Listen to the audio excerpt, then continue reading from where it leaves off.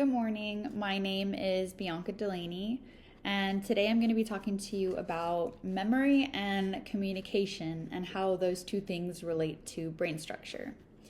Memory is something that we use constantly throughout our day-to-day lives, whether it be trying to remember information that we studied for a physiological psychology exam, remembering a conversation that we may have had with a family member, or even attempting to remember where we parked our car before walking into a store.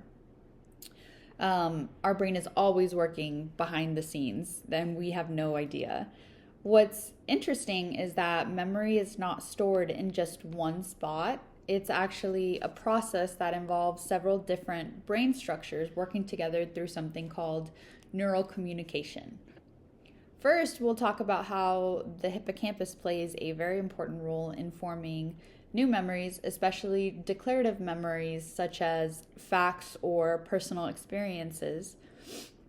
If the hippocampus becomes damaged, people have trouble forming new long-term memories. But the hippocampus does not permanently store these memories. Instead, it helps organize and consolidate them, and then helps transfer that information to the cerebral cortex where it is stored long-term there.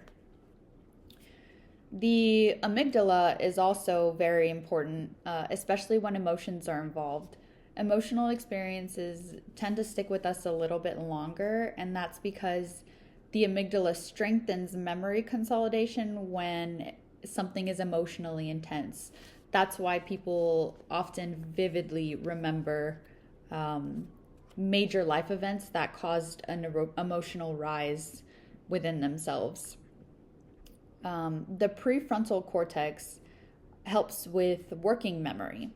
This is the type of memory that we use to hold information temporarily, such as remembering directions when we're driving or keeping track of ideas during a conversation that we want to touch back on. This helps us plan, organize, and then actually retrieve the information when we need it.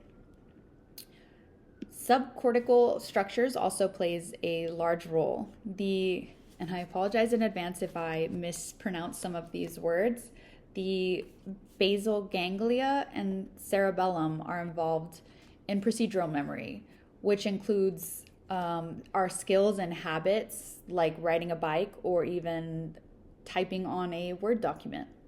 These memories usually happen automatically without us having to consciously think about retrieving them. All of these structures communicate through neural process. Memory depends heavily on something called the synaptic plasticity, especially long-term memories. Especially long-term potentiation. Long-term potentiation strengthens the connection between neurons when they are activated together repeatedly, where in simple terms that would mean the more these neurons fire together, the stronger their connection becomes. Over time, this continued strengthening between these neurons makes it easier for the brain to actually access that information again. Moving on to the second question, memory is not just cortical or just subcortical. It involves both of them. Sensory memory starts in the sensory areas of the cortex, whereas declarative memory depends heavily on the hippocampus and cortical areas. Then procedural memory relies more on subcortical structures. So memory honestly is a very distributed process amongst multiple systems in the brain. Environmental factors also matter a lot. There is research showing that enriched environments can increase synaptic, I'm sorry, these words are a little bit difficult for me, that increase synaptic connections and even promote the growth of new neurons